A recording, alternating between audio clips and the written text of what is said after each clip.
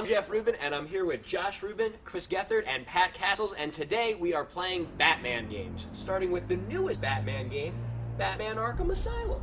Yes. Batman is a great martial artist, but he's also the world's greatest detective, so they have this detective mode where if you press a button, you can, like, see things. They use the same technology in MTV's Room Raiders, if anyone knows. Batman has a particularly ugly history in video games. There are almost no good Batman games, and there's like 500 of them. It's always weird to me in video games when Batman has a gun, because that's like a big issue with Batman. Oh, that's a no-no. You know what is a shame about this game is it contains no elements from the movie everyone was so excited about that summer. It contains no elements of Batman. Like, none of the, there's nothing about Batman. He doesn't use any of these weapons. It could easily be, like, Samurai Future, and, like, you turn Batman into a ninja, and, like, it's the same exact game.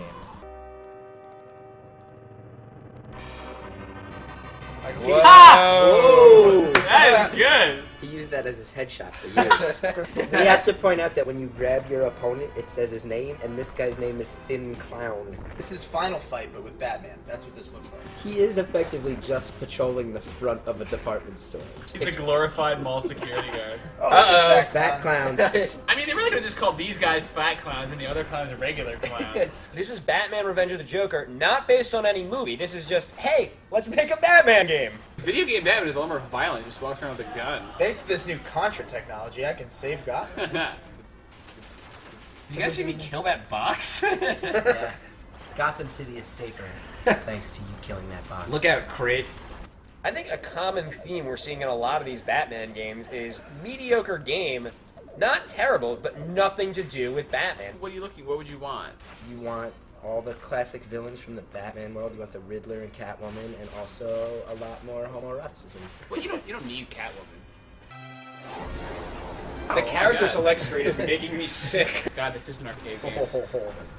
That's the Taser. definition. The definition of arcade is just like mayhem, horrible. Whoa! Whoa! There Whoa! we go. Oh! Whoa! I Pendulum! just got run over by a motorcycle. This really is like a Joel Schumacher movie. It's loud and ugly and hard to watch. It's as if you let Joel Schumacher ruin River City Ransom. Now, it's probably been a while since you've played a PlayStation 1 game, so you're probably thinking, maybe this is what all PlayStation 1 games look like. PlayStation 1 had Twisted Metal, and Crash Racing, and Gran Turismo, and any number of games that did not look this terrible. For instance, most PlayStation racing games had some other cars on the road. Pole position is better than this game. I can't figure out the top thing, because on one hand, I'm like, I should be going towards the bat signal where it's originating from, but on the other hand, sometimes it looks like an arrow and it's pointing the opposite way. Level 1 is carrying the flower up the mountain.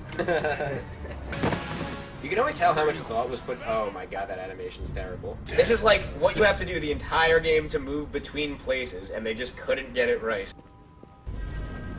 Not explicitly a Batman game, but look who they put right on the cover. Sorry, Superman. Whoa, Scorpion. Pretty awesome. This is pretty awesome what's happening right now. Yeah, that's pretty sweet. Fatality.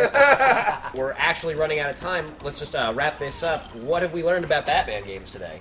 I learned that if anything bad ever happens to my parents, I know I will forget the tragedy by immersing myself in one of the 85 terrible Batman games. Quantity over quality is the motto of the Batman video game.